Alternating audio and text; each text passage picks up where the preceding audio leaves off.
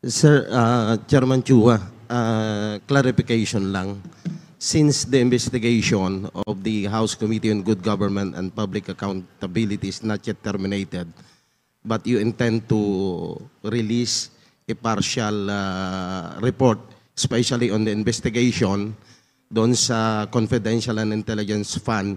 ng Vice President.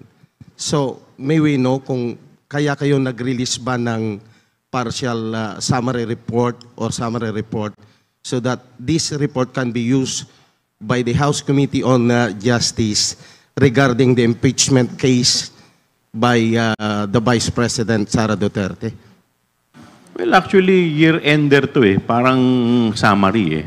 Ito muna yung summary kung what happened in the past 7 hearings, what transpired, at kung ano yung mga